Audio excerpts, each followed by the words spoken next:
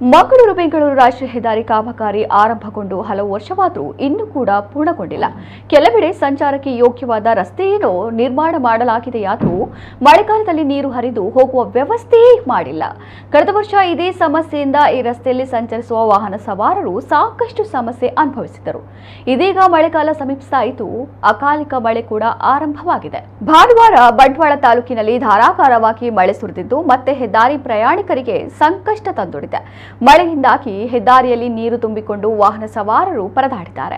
ಬಂಟ್ವಾಳ ತಾಲೂಕಿನ ಕಲ್ಲಡ್ಕ ಸಮೀಪದ ಸೂರಿಕುಮೇರು ಎಂಬಲ್ಲಿ ಹೆದ್ದಾರಿಯಲ್ಲಿ ನೀರು ತುಂಬಿಕೊಂಡು ಇಡೀ ರಸ್ತೆಯೇ ನದಿಯಂತಾಗಿ ಹೋಗಿದೆ. ಇದರ ನಡುವೆ ಸಣ್ಣ ಪುಟ್ಟ ವಾಹನಗಳು ಸಂಚರಿಸಲು ಅಸಾಧ್ಯವಾದ ಸ್ಥಿತಿ ನಿರ್ಮಾಣವಾಗಿದ್ದು ವಾಹನ ಸವಾರರು ಹೆದ್ದಾರಿ ಕಾಮಗಾರಿಗೆ ಹಿಡಿ ಶಾಪ ಹಾಕಿದ್ದಾರೆ.